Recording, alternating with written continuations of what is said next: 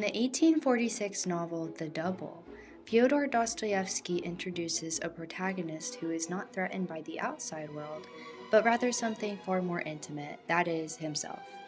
Yakov Petrovich Golyadkin is a government clerk who is painfully aware of his place in society and constantly anxious about how he is perceived by others. His thoughts loop and spiral, turning even the smallest social interactions into moments of intense internal conflict. What makes The Double so unsettling is not simply its premise, but instead how it externalizes that conflict.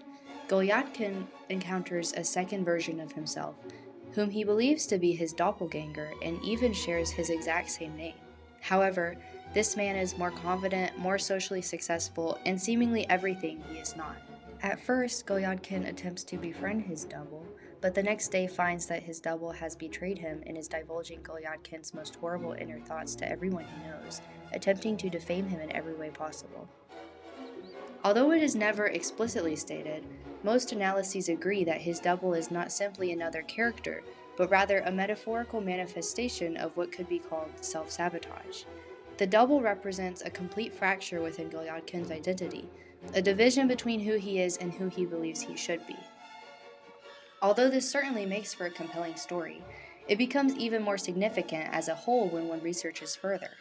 The Double is often considered one of the earliest works to explore divided consciousness, and its innovation lies in how it externalizes psychological conflict. The idea that a person can become divided against themselves was deeply unconventional at the time of its creation. Psychology as a formal discipline did not exist yet, and concepts like fragmented identity remained largely unexplored outside of isolated philosophical or medical discussions. While some early accounts described forms of double consciousness, these were treated as rare anomalies rather than reflections of human experience. What makes Fyodor Dostoevsky's work so striking is that it moves beyond these limited frameworks by presenting a main character with these issues. The Russian Studies in Philosophy journal analyzes Golyadkin's condition this way. Doubling is a vivid artistic means for conveying the deep meaning of the polyphony of the self, which can be split under the influence of insurmountable social and existential contradictions. It later goes on to state that the protagonist fails to cope with the discursive conflict largely because he is unable to construct a story allowing him to balance the voices that speak within him, to create a personal polyphony, and to overcome existential and ontological disaster. Dostoevsky's work did not merely tell a strange story, it put a spotlight on an uncommon way of thinking about human consciousness that had not been well researched or documented at the time. When we consider the revolutionary nature of Dostoevsky's concept, it is not surprising to imagine that Hitchcock himself may have been inspired by The Double when he created his film Psycho. Psycho transforms this same concept into something immediate and visual. More than a century later, Psycho emerged in a world where psychological theory had begun to take shape with the research of Sigmund Freud. Yet for popular audiences, these ideas were still unfamiliar in practice, and Psycho would produce a similar effect as The Double did in its time.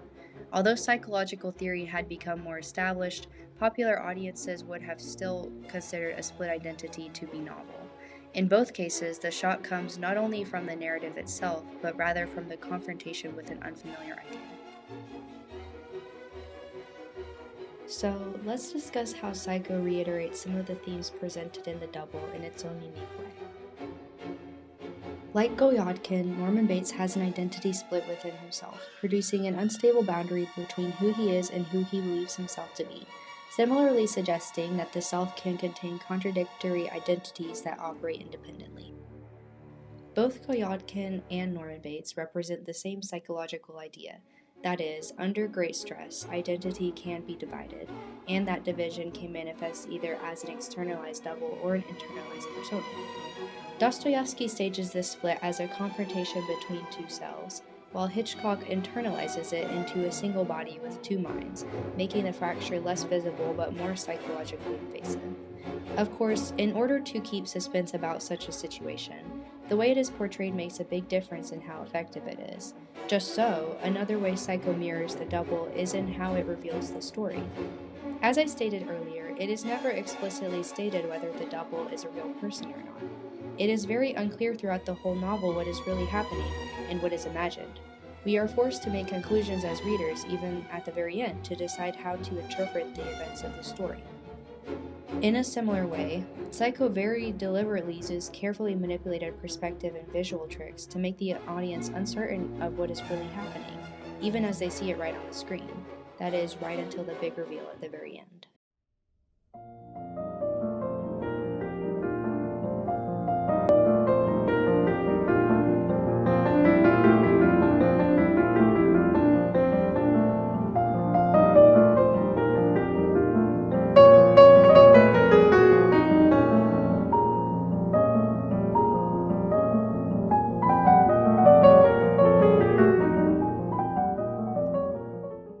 What's what all about? Now stop playing crime and punishment, Rupert.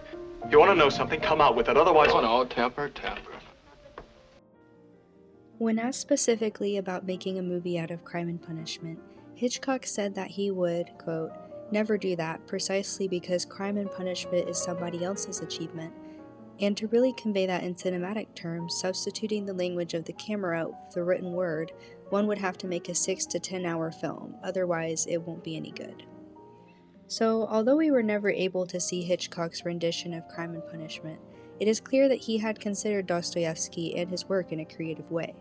In Dostoevsky's novel, Raskolnikov commits murder as a way of testing a theory that certain individuals might exist beyond conventional morality, and therefore be justified in breaking moral law. Though the story, characters, and motivation for the murder are quite different, those are the only true differences between Crime and Punishment and one Hitchcock film, Rope. Similarly, Rope presents characters who treat murder as an intellectual exercise. The crime is framed as an experiment in ideas about superiority and moral exceptionality. Murder is a crime for most men, but a privilege for few, states one of the characters. However, like Raskolnikov, the attempt to live out of philosophy and reality produces very disappointing results.